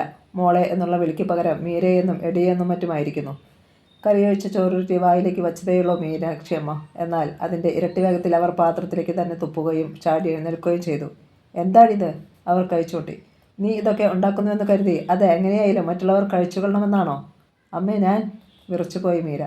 ഈ വീട്ടിൽ ആദ്യം വന്ന ദിവസം പോലും ഇവർ ഇങ്ങനെ രോഷാകുലയായിട്ടില്ലെന്ന് അവൾ ഓർത്തു. മിണ്ടിപ്പോകരുത്, അവർ ചീറുകയാണ്. നേരത്തെ ഒരു ദിവസം നീ ഇതെല്ലാം ഉപ്പിൽ കുഴച്ചു വെച്ചു. അന്ന് ഞാനൊന്നും പറയുന്നത് കൊണ്ടല്ലേടി വീണ്ടും ഇങ്ങനെ? സത്യമായിട്ടല്ലമ്മേ, ഞാൻ പ്രത്യേകം ശ്രദ്ധിച്ചതാണ്. മറ്റുള്ളവർ കഴിച്ചപ്പോൾ ഇങ്ങനെയൊന്നും ഉണ്ടായില്ലായിരുന്നു. അവൾക്ക് പറയാതിരിക്കാനായില്ല. എന്ന് വെച്ചാൽ ഞാൻ കള്ളം പറയുകയാണെന്നാണോടി? അതോ എൻ്റെ മക്കൾ ഇതിൽ ഉപ്പ് വാരിയിട്ടെന്നാണോ നീ പറഞ്ഞു വരുന്നത്? മീരയുടെ തല കുനിഞ്ഞു. മിഴുനീർത്തുള്ളികൾ ഗ്രാനൈറ്റ് ഫ്ലോറിൽ വീണ് ചിതറി. കള്ളികളെ പോലെ തല കുനിച്ച് നിൽക്കാതെ നീ നേരെ നോക്കടി. അവൾ മുഖമുയർത്തിയതും മീനാക്ഷിയമ്മ എച്ചിൽ പുരണ്ട കൈ വീശിയടിച്ചു. ആ ശബ്ദം മറ്റു മുറികളിൽ ഉണ്ടായിരുന്നവരെല്ലാം കേട്ടു. അല്ലെങ്കിൽ തന്നെ നേരത്തെ മുതലുള്ള സംഭാഷണം കേട്ടുകൊണ്ട് കിടക്കുകയായിരുന്നു അവർ. ഗോകുൽ തേൻമുറിയിലേക്ക് പാഞ്ഞെത്തി. കവിൾ പൊത്തി നിൽക്കുന്ന മീരയെയും കലിപ്പൂണ്ട് നിൽക്കുന്ന മീനാക്ഷിയമ്മയെയും അവൻ മാറി മാറി നോക്കി. എന്താ ഇവിടെ ഒരു ശബ്ദം കേട്ടത്? രണ്ടുപേരെ അനങ്ങിയില്ല. അമ്മ മീരയെ തല്ലിയോ? ആ. എന്തിന്? അത് നീ ഇവളോട് ചോദിക്കേ. ഒക്കെ കേട്ടുകൊണ്ടിരിക്കുകയായിരുന്നു ഞാനും. അമ്മയുടെ മറ്റു മക്കളും മരുമക്കളും കൂടി കാണിച്ചു വയ്ക്കുന്ന തോന്നിയസങ്ങൾക്ക് മീരയാണോ തെറ്റുകാരി? മീനാക്ഷിയമ്മയുടെ പുരുകങ്ങൾ കൂർത്തു. നീ എന്താ പതിവില്ലാതെ എങ്ങനെ സംസാരിക്കുന്നത്? പതിവില്ലാത്തതാണല്ലോ ഇവിടെ നടക്കുന്നത്. മീര ഇവിടുത്തെ വേലക്കാരിയൊന്നുമല്ല, എൻ്റെ ഭാര്യയാണ്. അവളെ തല്ലാനുള്ള അധികാരമൊന്നും ഞാൻ ആർക്കും തന്നിട്ടില്ല. ഭാര്യ? മീനാക്ഷിയമ്മ പുച്ഛിച്ചു. നീ കുടിച്ചിട്ടുണ്ട് അല്ലേടാ? ആ, ഉണ്ട്. മകൻ്റെ നിൽപ്പും ഭാവവും കണ്ടപ്പോൾ അവർക്ക് വീണ്ടും കലി കയറി. ഇനി ഇവിടെ നിന്നാൽ താൻ മറ്റു വല്ലതും കൂടി ചെയ്തു പോകുമെന്ന് അവർക്ക് തോന്നി. അതുകൊണ്ട് വേഗം കൈ കഴുകി തിരിഞ്ഞു നടക്കാൻ ഭാവിക്കുകയായിരുന്നു. അമ്മ പോകാൻ വരട്ടെ, എനിക്ക് ചിലത് അറിയാനുണ്ട്. മീനാക്ഷിയമ്മ തിരിഞ്ഞു നോക്കി. നാളെ രാവിലെ സ്വഭാവത്തോടെ നീ വാ, അപ്പോൾ നിനക്കറിയേണ്ടത് ഞാൻ പറഞ്ഞു തരാം. അവർ വാതിൽ കടക്കാനാഞ്ഞതും ഗോകുൽ മുന്നിൽ കയറി നിന്നു. അത് പറ്റത്തില്ല, എനിക്കറിയേണ്ടത് ഇപ്പോഴാണ്. അമ്മ മീരയുടെ പേരിലുണ്ടായിരുന്ന വസ്തുക്കൾ എഴുതി വാങ്ങിയോ? അവളുടെ അക്കൗണ്ടിൽ കിടന്നിരുന്ന പണം മുഴുവൻ എടുത്തോ? അപ്രതീക്ഷിതമായ ഈ ചോദ്യം കേട്ട് വളരെ തരിച്ചു നിന്നുപോയി മീനാക്ഷിയമ്മ. ഇവൻ ഇതൊക്കെ എങ്ങനെ അറിഞ്ഞു? മീരയും ഞെട്ടിപ്പോയി. ഗോകുൽ എന്താണ് ചോദിച്ചത്? ഒരു നിമിഷം കൊണ്ട് അവളുടെ മനസ്സിൽ ചില ചിത്രങ്ങൾ മിന്നി. അമ്മ കാർ വാങ്ങാനാണെന്ന് പറഞ്ഞ് തന്നെ കൊണ്ട് ചെക്ക് ലീഫുകളിൽ ഒപ്പിടുവിച്ചത്, തൻ്റെ പേരിൽ വസ്തുക്കൾ എഴുതി തരികയാണെന്ന് പറഞ്ഞ് രജിസ്റ്റർ ഓഫീസിൽ കൊണ്ടുപോയത്. പക്ഷേ കാര്യങ്ങൾ വ്യക്തമാകുന്നില്ലല്ലോ. മീനാക്ഷിയമ്മയുടെ മുഖത്തുണ്ടായ ഓരോ ഭാവവും ശ്രദ്ധയോടെ നോക്കി നിൽക്കുകയായിരുന്നു ഗോകുൽ. അമ്മയെന്താ മിണ്ടാത്തത്? നാവിറങ്ങിപ്പോയോ? അത്രയും നേരത്തിനുള്ളിൽ തന്നെ മീനാക്ഷിയമ്മയും സംയമനം പാലിച്ചു കഴിഞ്ഞിരുന്നു. നിന്നോട് ആരാടാ ഈ ഇല്ലാത്ത കാര്യം പറഞ്ഞത്? ഞാനെങ്ങനെ മീരയുടെ വസ്തുക്കൾ എഴുതി വാങ്ങും? അക്കൗണ്ടിൽ കിടന്നിരുന്ന പണമെടുക്കും. ഇവൾ സ്ത്രീധനമായിട്ട് ഒന്നിങ്ങോട്ട് കൊണ്ടുവന്നതുമില്ല. അത് നേര്. പക്ഷേ മകൾക്കുള്ളതൊക്കെ അനിരുദ്ധനെങ്കിൽ അമ്മയുടെ പേർക്ക് അയച്ചു തന്നില്ലേ? ഇപ്പോൾ അമ്മ അവളുടെ കമ്പനി നിൽക്കുന്ന സ്ഥലം വിട്ടുതരണമെന്ന് പറഞ്ഞ് വക്കീൽ നോട്ടീസ് അയച്ചില്ലേ? ഇന്ന് അനിരുദ്ധനെങ്കിൽ കമ്പനിയിൽ വന്നില്ലേ? മീനാക്ഷിയമ്മയ്ക്ക് അതിനൊന്നും ഉത്തരം നൽകാൻ കഴിഞ്ഞില്ല. മീരയാകട്ടെ എല്ലാം കേട്ട് മേശയിൽ മുറുകെ പിടിച്ചു നിന്നു. അമ്മയ്ക്ക് മറുപടി നൽകാൻ കഴിയില്ലെന്ന് എനിക്കറിയാം, ഗോകുൽ പരിഹസിച്ചു. പക്ഷേ നാളെ വൈകുന്നേരത്തിനുള്ളിൽ മീരയ്ക്ക് അവകാശപ്പെട്ടതൊക്കെ തിരിച്ചു കൊടുത്തിരിക്കണം. ഇല്ലെങ്കിലോ? അതപ്പോൾ കാണാം. അവൻ മുന്നിൽ നിന്ന് മാറി. രക്ഷപ്പെടുന്നത് പോലെ മീനാക്ഷിയമ്മ അവിടെ നിന്ന് പോയി. സ്വപ്നത്തിനും യാഥാർത്ഥ്യത്തിനുമിടയിൽ എന്നവണ്ണം നിൽക്കുകയായിരുന്നു മീര. അവൻ അവളെ കുറ്റപ്പെടുത്തി. ഇങ്ങനെയൊക്കെ ചെയ്യുന്നതിന് മുമ്പ് നിനക്ക് എന്നോടൊന്ന് പറഞ്ഞുകൂടായിരുന്നോ? എനിക്കൊന്നും അറിയില്ലായിരുന്നു ഗോകുൽ, അവൾ നടന്നതൊക്കെ ചുരുക്കി പറഞ്ഞു. പക്ഷേ ഇത് ഞാനിപ്പോഴും വിശ്വസിക്കില്ല. അമ്മ അങ്ങനെയൊന്നും ചെയ്യില്ല. ആട്ടെ, ഗോകുലിനോട് ഇതൊക്കെ ആര് പറഞ്ഞു? നിന്റെ അച്ഛൻ തന്നെ. അവൻ തിരിഞ്ഞു നടന്നു. മീര നിസ്സഹായിയായി സ്തംഭിച്ചു നിന്നു. പിറ്റേന്ന് രാവിലെ മീര അടുക്കളയിലേക്ക് പോകാൻ അഞ്ഞപ്പോൾ ഗോകുൽ തടഞ്ഞു. വേണ്ട, നീ ഇവിടുത്തെ വേലക്കാരിയില്ലെന്ന് ഞാൻ ഇന്നലെയേ പറഞ്ഞു. മറ്റുള്ളവർ ചെയ്യുന്ന ജോലിയിൽ നിനക്കും പങ്കുകൊള്ളാം, അല്ലാതെ നീ മാത്രം ഒന്നും ചെയ്യണ്ട. ഗോകുൽ, മീര അവൻ്റെ അരികിൽ തിരികെ വന്നു. എനിക്ക് ഈ ജോലികൾ ചെയ്യുന്നതിൽ വിഷമമൊന്നുമില്ല. മാത്രമല്ല ഇവിടെ പിടിച്ചു നിൽക്കണമെങ്കിൽ ഞാൻ ജോലി ചെയ്തേ പറ്റൂ. ഇവിടെ നിന്ന് പുറത്താക്കിയാൽ ഞാൻ എങ്ങോട്ട് പോകും? എൻ്റെ വീട്ടിൽ കയറ്റുമോ എന്നെ? ദേവൻ തിരിച്ച് നാട്ടിൽ വരുന്നതുവരെ എനിക്കൊരു ഷെൽട്ടർ വേണം. അതുവരെ മാത്രമാണ് എനിക്ക് ഈ വീട്. പിന്നെ അവളെ തടയാനായില്ല ഗോകുലിന്. വെറുതെ അവളെ നോക്കിയിരിക്കുക മാത്രം ചെയ്തു. മീര തുടർന്നു. സ്വത്തിലും പണത്തിലുമൊന്നും യാതൊരു താല്പര്യവുമില്ലാത്തവളാണ് ഞാൻ. അതുകൊണ്ട് നഷ്ടങ്ങളുടെ കണക്കെടുക്കാറുമില്ല. അമ്മ എൻ്റെ പേരിൽ ഉണ്ടായിരുന്നതൊക്കെ തട്ടിയെടുത്തു എന്ന് തന്നെ ഇരിക്കട്ടെ. ഇനിയൊന്നും വേണ്ട എനിക്ക്. ഒന്നും അമ്മ തിരിച്ചു തന്നില്ലെന്നും പറഞ്ഞ് ഗോകുൽ ബഹളം വയ്ക്കരുത്. ഗോകുൽ വല്ലാതെ അസ്വസ്ഥനായി. മീരയോട് എതിർത്തൊന്നും പറയാനും കഴിഞ്ഞില്ല അവന്. നേർത്തൊരു പുഞ്ചിരിയോടെ അവൾ അടുക്കളയിലേക്ക് പോയി. തുറന്നു കിടന്നിരുന്ന ജനാലയ്ക്കപ്പുറത്ത് ഇല കാണാനാവാത്ത വിധത്തിൽ ചുവന്നു പഴുത്ത കായകളുമായി റാംപൂച്ചി മരം നിൽക്കുന്നത് കട്ടിലിൽ കിടന്നുകൊണ്ട് ശർമിള കണ്ടു. കുറേ ദിവസങ്ങൾക്ക് ശേഷമാണ് ആ ജനൽ തുറക്കുന്നത്. ശർമിള ഒന്ന് തേങ്ങിക്കൊണ്ട് എണീറ്റ് ജനാലയ്ക്കൽ പോയി നിന്നു. ഹൃദയം വിങ്ങി നിൽക്കുകയാണ്. വാതിലിൽ ആരോ മുട്ടുന്നു. ശർമിള മെല്ലെ തിരിഞ്ഞു. അപ്പോഴേക്കും വാതിൽ പള്ളി തുറന്നു കഴിഞ്ഞിരുന്നു. പ്രസാദ് അവളെ നോക്കി ചിരിച്ചു. ശർമിള എവിടെ നിൽക്കുമായിരുന്നോ? ഞാൻ താഴെ വന്നിട്ട് കുറേ നേരമായി. തന്നെ കാണഞ്ഞിട്ട് പിന്നെ ഇങ്ങോട്ട് പോന്നു. സ്വാതന്ത്ര്യത്തോടെ അവൻ മുറിയിൽ പ്രവേശിച്ചു. കയ്യിലിരുന്ന ഒരു പൊതി അവൾക്ക് നേരെ നീട്ടി. ഹാരി പോട്ടർ പരമ്പരയിലെ അവസാനത്തെ പുസ്തകമാ. താൻ ഇതിൻ്റെ ആരാധികയാണെന്ന് എനിക്കറിയാം. ഒന്നും മന്ദഹസിച്ചതല്ലാതെ അവൾ പുസ്തകം വാങ്ങിയില്ല. അവനത് മേശപ്പുറത്ത് വെച്ചു. പിന്നെ കസേരയിലിരുന്നു. അടുക്കും ചിട്ടയും ഉണ്ടായിരുന്ന മുറി അലങ്കോലപ്പെട്ട് കിടക്കുന്നത് അവൻ ശ്രദ്ധിച്ചു. ശർമിള ആകെ മാറിയിരിക്കുന്നു. അവർക്കിടയിൽ മൗനം തിങ്ങി. ഞാൻ പോട്ടെ ശർമിളെ. അവൻ എഴുന്നേറ്റു. അവൾ മൂളി. വാതിൽക്കലെത്തിയ അവൻ എന്തോ ഓർത്തിട്ടെന്ന വണ്ണം നിന്നു. ഒരു വിശേഷം ശർമിള അറിഞ്ഞു കാണില്ല. ജനാലക്കമ്പിയിൽ ശിരസിൻ്റെ പിൻഭാഗം ചേർത്ത് അവൾ അവനെ നോക്കി നിന്നു. ഗോകുൽ ഒരച്ഛനാകാൻ പോകുന്നു. മീര ഗർഭിണിയാണ്. ശർമിള ഉൾക്കടമായി ഒന്ന് ഞെട്ടുന്നത് അവൻ കണ്ടു. ആ മിഴികളിൽ നീർത്തുള്ളികൾ പിടയ്ക്കുന്നു.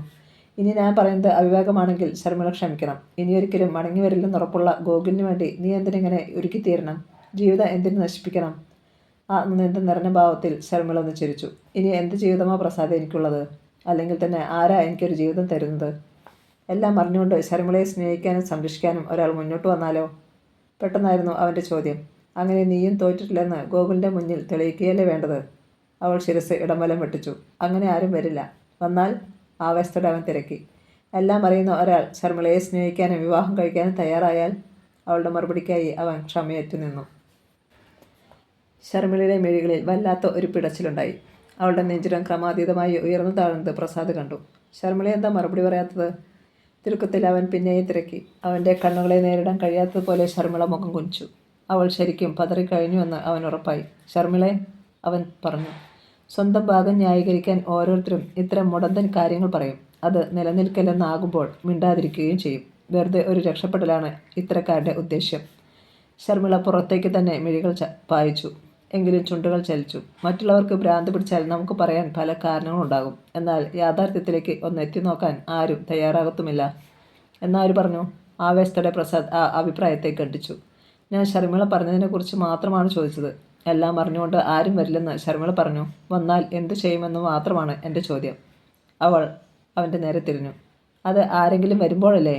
ഇപ്പോഴേ ചിന്തിച്ച് തല പുണ്ണാക്കേണ്ട കാര്യമുണ്ടോ? പ്രസാദിൻ്റെ പുരികങ്ങളൊന്ന് ചുളിഞ്ഞു നിവർന്നു. ഓൾ റൈറ്റ്, അവൻ പുഞ്ചിരിച്ചു. പക്ഷേ, ശർമിള പതറിയ ശബ്ദത്തിൽ തുടർന്നു. ഒരു മനുഷ്യന് ഒരു ഹൃദയമേയുള്ളൂ. വാടക വീട് പോലെ മാറി മാറി വരുന്ന ആൾക്കാരെ കയറ്റി പാർപ്പിക്കാൻ പറ്റുമോ? പ്രസാദിൻ്റെ ചുണ്ടിലെ ചിരി മാഞ്ഞു. ആ, നമ്മളിപ്പോൾ അതും ഇതും പറഞ്ഞ് തർക്കിക്കേണ്ട കാര്യമില്ലല്ലോ. ശർമിള ഈ പുസ്തകം വായിക്കേ. ആ നേരത്തെങ്കിലും മറ്റെല്ലാം മറന്ന് മനസ്സിന് ശാന്തത കിട്ടുമല്ലോ. ഞാൻ പിന്നെ വരാം. അവൾ തലയാട്ടി. അവൻ മുറി വിട്ടു. താഴെ ഇരിപ്പുമുറിയിൽ അംബികയും സന്ദീപും ഉണ്ടായിരുന്നു. അവൾ എങ്ങനെ പ്രതികരിച്ചു പ്രസാദേ? സന്ദീപ് തിരക്കി. നേരത്തേതിനേക്കാൾ ഒത്തിരി മാറ്റം വന്നിട്ടുണ്ട്. എന്നാലും ഒക്കെയൊന്ന് നേരെയാകാൻ കുറച്ച് സമയം വേണ്ടി വന്നേക്കും. അത് സാരമില്ല, അംബിക ആശ്വസിച്ചു. എൻ്റെ കുഞ്ഞിൻ്റെ മനസ്സൊന്ന് മാറിയാൽ മതിയായിരുന്നു. മാറും, നമ്മൾ മാറ്റും അല്ലേ സന്ദീപേ? പ്രസാദിന് അക്കാര്യത്തിൽ തെല്ലും സംശയമില്ലായിരുന്നു. അവനെ പിന്തുണ പ്രഖ്യാപിക്കുന്ന മുഖമായിരുന്നു സന്ദീപിനും. പ്രസാദിൻ്റെ ബൈക്ക് ഗേറ്റ് കടന്നു പോയപ്പോൾ അംബിക മകൻ്റെ നേരെ തിരിഞ്ഞു. നമുക്ക് പ്രസാദിനെ കൊണ്ട് തന്നെ ശർമിളയെ വിവാഹം കഴിപ്പിച്ചാലും മോനെ. അവനാകുമ്പോൾ എല്ലാ കാര്യങ്ങളും അറിഞ്ഞിരിക്കുന്നവനും നമ്മുടെ കുടുംബത്തോട് സ്നേഹമുള്ളവനുമാണ്. നല്ല സ്വഭാവവും. എന്താ നിൻ്റെ അഭിപ്രായം? സന്ദീപ് തലയനക്കി. അമ്മയേക്കാൾ നേരത്തെ ഞാനിത് ചിന്തിച്ചതാണ്. പറഞ്ഞില്ലെന്നേ ഉള്ളൂ. പ്രസാദ് അവിടെ നിന്ന് നേരെ പോയത് അനിരുദ്ധൻ്റെ അച്ചാർ കമ്പനിയിലേക്കാണ്. മീരയുടെ ആങ്ങള രാജീവ് അവിടെ ഉണ്ടായിരുന്നു. അവന് എതിരെ കിടന്നിരുന്ന കസേരയിൽ പ്രസാദ് ഇരുന്നു. അനിരുദ്ധൻ അങ്കിള് വന്നില്ല എന്ന് പ്രസാദ് ചുറ്റുമൊന്ന് നോക്കി. വന്നിട്ടെന്താ കാര്യം? ഒക്കെ നോക്കി നടത്തണമെങ്കിൽ ഞാൻ തന്നെ വേണം. അതുകൊണ്ട് എന്നും ഇങ്ങോട്ട് വരണ്ടെന്ന് ഞാൻ തന്നെയേ പറഞ്ഞത്. അവനൊരു സിഗരറ്റ് എടുത്ത് ചുണ്ടിൽ വയ്ക്കുകയും പാക്കറ്റ് പ്രസാദിന് നീട്ടുകയും ചെയ്തു. 1-2 കവിൾ എടുത്തിട്ട് പ്രകാശ് പറഞ്ഞു. നേരാണെന്ന് അറിയില്ല രാജീവേ. ഇന്നലെ അനിരുദ്ധൻ അങ്കിള് മീനാക്ഷി ആൻറ്റിയുടെ കമ്പനിയിൽ പോയി പോലും. രാജീവിൻ്റെ മുഖം മുറുകി. അളിയനോട് ഇതാര് പറഞ്ഞു? വിശ്വസിക്കാൻ പറ്റിയ പാർട്ടി തന്നെയാണെന്ന് കൂട്ടിക്കോ. പിന്നെ സംഗതി സത്യമാണെങ്കിൽ നീ സൂക്ഷിക്കണം. കാരണം നിന്നോടുള്ളതിനേക്കാൾ സ്നേഹം അങ്കിളിന് അവളോടാ, മീരയോട്. രാജീവിൻ്റെ കടപ്പല്ലുകളൊന്നും ഞെരിഞ്ഞു. സംഗതി സത്യമാണെങ്കിൽ തന്തയാണെന്നൊന്നും നോക്കത്തില്ല ഞാൻ. ഇതാ നിൻ്റെ ഒരു കാര്യം, പ്രസാദ് കുറ്റപ്പെടുത്തി. ഒന്നും പറയാൻ പറ്റത്തില്ല. കേൾക്കുന്നതിന് മുമ്പേ ബഹളം തുടങ്ങും. പിന്നെ ഞാൻ എന്ത് ചെയ്യണമെന്നാടാ നീ പറയുന്നത്? രാജീവ് സിഗരറ്റ് ആശ്രയിൽ കുത്തിയണച്ചു. തന്ത്രപൂർവ്വം നിൽക്കണം. ബുദ്ധിയുള്ളവർ അങ്ങനെയേ ചെയ്യൂ. മനസ്സിലായോ? ഇല്ല, നീ പറ. അവൻ എഴുന്നേറ്റ് കൈകൾ കൂട്ടിത്തിരുമ്മിക്കൊണ്ട് മുറിയിലൂടെ അങ്ങുമിങ്ങും നടന്നു. പ്രസാദും എഴുന്നേറ്റു. ബ്രാസ് ഭിത്തിയിലൂടെ അപ്പുറത്തെ ഹാളിൽ പലവിധ ജോലികളിൽ ഏർപ്പെട്ടിരിക്കുന്ന പെൺകുട്ടികളെ ഒരു നിമിഷം നോക്കി. അവൻ ചെന്ന് രാജുവിൻ്റെ തോളിൽ കൈവച്ചു. അങ്കിൾ ഇപ്പം അവിടെ പോയോന്നു ചോദിച്ച് നീ ചെന്നാൽ അങ്ങേർക്ക് നിന്നോടുള്ള ദേഷ്യം കൂടത്തേയുള്ളൂ. അതുകൊണ്ട് അറിഞ്ഞ ഭാവം നടിക്കാതെ ഇനിയുള്ള പദ്ധതികൾ എന്താണെന്ന് പതുക്കെ ശ്രദ്ധിക്കുക. പയ്യെ തിന്നാൽ പനയും തിന്നാം എന്നല്ലേ ചൊല്ല്. അവൻ പറഞ്ഞത് അത്ര ദഹിച്ചില്ലെങ്കിലും രാജീവ് അമർത്തി മൂളി. ഈ വഴി വന്നപ്പോൾ ഞാൻ വെറുതെ ഒന്ന് കയറിയെന്നേയുള്ളൂ. 5-6 ദിവസമായില്ലേ നമ്മളൊന്ന് കൂടിയിട്ട്. വൈകിട്ടാകട്ടെ. ഓക്കെ, എല്ലാം പറഞ്ഞതുപോലെ.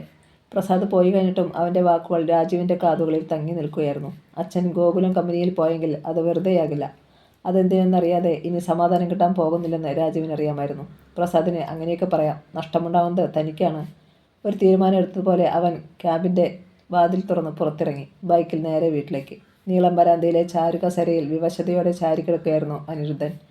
മീനാക്ഷിയമ്മ അവരെടുത്ത തീരുമാനത്തിൽ മുന്നോട്ട് തന്നെ പോകും, സംശയമില്ല. പക്ഷേ അതോടെ തനിക്ക് ഈ ജീവിതത്തിലെ സ്വസ്ഥത മുഴുവൻ തീരും. എടുത്തുചാടി ഒന്നും ചെയ്യേണ്ടിയിരുന്നില്ല. ഒക്കെ പതുക്കെ മതിയായിരുന്നു. അല്ലെങ്കിൽ തൻ്റെ കാലശേഷം സ്വത്തുവിഹിതം മീരയ്ക്ക് കിട്ടത്തക്ക രൂപത്തിൽ പ്രമാണം തയ്യാറാക്കിയാൽ മതിയായിരുന്നു. ആ വക്കീൽ നോട്ടീസ് കിട്ടിയതിന് ശേഷം ഉറങ്ങാനേ കഴിഞ്ഞിട്ടില്ല. അനിരുദ്ധൻ നെഞ്ചിലെ നരച്ച രോമങ്ങളുടെ പതുക്കെ വിരലോടിച്ചുകൊണ്ടിരുന്നു. 1 മാസം പെട്ടെന്നങ്ങ് പോകും. ഇപ്പോൾ തന്നെ 4-5 ദിവസങ്ങൾ കഴിഞ്ഞിരിക്കുന്നു. മീനാക്ഷിയമ്മ പോലീസിനെയും കൂട്ടി കമ്പനി ഒഴിപ്പിക്കാൻ വരുന്നത് അനിരുദ്ധൻ ഭാവനയിൽ കണ്ടു. അയാൾക്ക് പാരവശ്യം കൂടി. അതിനിടയിലാണ് റോയൽ എൻഫീൽഡിൻ്റെ കാതടപ്പിക്കുന്ന ശബ്ദം കേട്ടത്. ചൂരൽമറയ്ക്കുള്ളിലൂടെ മുറ്റത്തേക്ക് വരുന്ന ബൈക്കും അതിൽ ഇരിക്കുന്ന രാജീവിനെയും അയാൾ കണ്ടു. ബൈക്ക് വച്ചിട്ട് അവനിറങ്ങി വരാന്തയിലേക്ക് കയറി. അനിരുദ്ധൻ അവിടെ ഇരിക്കുന്നത് കണ്ട് നേരെ അങ്ങോട്ട് ചെന്നു. അനിരുദ്ധൻ്റെ നെറ്റി ചുളിഞ്ഞു. ആ വരവിൽ അയാൾ പന്തിക്കേട് മണത്തു. അച്ഛൻ്റെ മുന്നിൽ ചെന്ന് നിന്ന് അവൻ ആദ്യം കാണുന്നത് പോലെ അയാളെ ആപാത ചൂടം ഒന്ന് നോക്കി. എന്താടാ? അനിരുദ്ധൻ്റെ ശബ്ദം പതറിയിരുന്നു. അല്ല, അച്ഛനെ ശരിക്കൊന്ന് കാണുകയായിരുന്നു. അവൻ പരിഹസിച്ചു. ഇന്നെന്താ ഒരു പുതുമയുള്ള കാര്യങ്ങളാണല്ലോ നടന്നുകൊണ്ടിരിക്കുന്നത്. അനിരുദ്ധൻ നിവർന്നിരുന്നു. അങ്ങുമിങ്ങും തൊടാതെ നീ കാര്യം എന്താണെന്ന് വെച്ചാൽ തുറന്നു പറയടാ. പറയാം, പക്ഷേ ഇങ്ങോട്ട് അങ്ങനെ തന്നെ വേണം. കാര്യം തുറന്നു പറയണം. അവൻ മുന്നോട്ട് കുഞ്ഞ് കസേരപ്പടികളിൽ പിടിച്ചുകൊണ്ട് അയാളുടെ കണ്ണുകളിലേക്ക് നോട്ടം നട്ടു. അച്ഛനെന്തിനാ ഗോകുലം അച്ചാർ കമ്പനിയിൽ പോയത്? അനിരുദ്ധൻ ഉൾക്കടമായി ഞെട്ടി. അയാൾക്ക് നാവ് വരളുന്നത് പോലെ തോന്നി. അച്ഛനെന്താ മിണ്ടാത്തത്? ഞാൻ എന്തിനാ അവിടെ പോകണം? അത് തന്നെയാ എനിക്കും അറിയേണ്ടത്. നീ എന്താ എന്നെ ഭീഷണിപ്പെടുത്തുകയാണോ? അതെ. അനിരുദ്ധൻ്റെ ധൈര്യം വീണ്ടും ചോർന്നു. എങ്കിൽ കേട്ടോ, ഞാനവിടെ പോയില്ല. കള്ളം പറയരുത്. രാജുവിൻ്റെ ശബ്ദം വീണ്ടും ഉയർന്നു. അത് കേട്ടുകൊണ്ടാണ് ബാമ ഇറങ്ങി വന്നത്. എന്താടാ? രാജീവ് അമ്മയോട് കാര്യം പറഞ്ഞു. അവരുടെ കണ്ണുകൾ കുറുകി. നിങ്ങൾ ആ നശിച്ചവളുടെ അടുത്ത് പോയ മനുഷ്യ. നിനക്ക് ഇവനെ പോലെ ഭ്രാന്ത് പിടിച്ചോടി. ഭ്രാന്ത് എനിക്കല്ല. എൻ്റെ നാക്ക് ചൊറിഞ്ഞു വരുന്നുണ്ട് കേട്ടോ. അവർ മകൻ്റെ നേരെ തിരിഞ്ഞു. ഇങ്ങേരെ അവിടെ പോയി കാണുമോനെ, ഈ മുഖം കണ്ടാൽ എനിക്കറിയാം. താൻ പരാജയപ്പെടുകയാണെന്ന് അറിഞ്ഞിട്ടും അനിരുദ്ധന് ദേഷ്യം വന്നു. അമ്മയും മോനും കൂടി എന്നെ തല്ലുന്ന മട്ടുണ്ടല്ലോ. വേണ്ടി വന്നാൽ അതും ചെയ്യും. നിങ്ങൾ ഗോകുല അച്ചാർ കമ്പനിയിൽ പോയിട്ടുണ്ടെങ്കിൽ അതുറപ്പാ. അവർ തിരിഞ്ഞു നടന്നു. രാജീവ് ശബ്ദം താഴ്ത്തി പിന്നെയും അറിയിച്ചു. അച്ഛന് മരിക്കാനുള്ള കാലമായെന്ന തോന്നുന്നത്. ഞാൻ ഒന്നുകൂടി തിരക്കാൻ പോകുകയാ. അച്ഛൻ അവിടെ പോയി എന്നുള്ളത് ശരിയാണെങ്കിൽ. ബാക്കി അവൻ പറഞ്ഞില്ല. വെട്ടിത്തിരിഞ്ഞ് നടന്നുപോയി. അനിരുദ്ധൻ കസേരയിൽ വീണ്ടും പിന്നോട്ട് ചാഞ്ഞിരുന്നു. നെഞ്ചിനുള്ളിൽ ഒരു വേദന ഉടലെടുക്കുകയായിരുന്നു. രാവിലത്തെ ജോലികളെല്ലാം ചെയ്തു തീർത്ത് കഴിഞ്ഞ് മീര ഒന്ന് നിശ്വസിച്ചു. വല്ലാത്ത ക്ഷീണം. ഇപ്പോൾ 4-5 ദിവസമായി ഇത് തുടങ്ങിയിട്ട്. വേണ്ടത്ര വിശപ്പില്ല. പോരെങ്കിൽ ഇടയ്ക്കിടെ ഛർദിയും. ആശുപത്രിയിലൊന്ന് പോയാലോ എന്ന് ചിന്തിച്ചതാണ്. പക്ഷേ അത് മീനാക്ഷിയമ്മയോടോ ഗോകുലിനോടോ പറയാനൊരു മടി. മീര മുറിയിൽ വന്ന് മെല്ലെ കട്ടിലിലേക്ക് ചാഞ്ഞു. അറിയാതെ തന്നെ കണ്ണടഞ്ഞു പോവുകയും ചെയ്തു. കോളിംഗ് ബെൽ ശബ്ദിക്കുന്നത് കേട്ടാണ് ഉണർന്നത്. കുറച്ചു നേരം കഴിഞ്ഞിട്ടും മറ്റാരും ചെന്ന് വാതിൽ തുറക്കുന്നില്ലെന്ന് മനസ്സിലായപ്പോൾ അവൾ എഴുന്നേറ്റ് ചെന്ന് വാതിൽ തുറന്നു. അത്ഭുതവും അമ്പരപ്പും നിറഞ്ഞ ഒരു ഭാവം അവളുടെ മുഖത്ത് മിന്നി. പിന്നെ അലറും പോലെ ഒരു വിളിയായിരുന്നു. അച്ഛാ. പുറത്തു നിന്നിരുന്ന അനിരുദ്ധൻ്റെ നെഞ്ചിലേക്ക് അവൾ വീണു. കഥ തുടരും.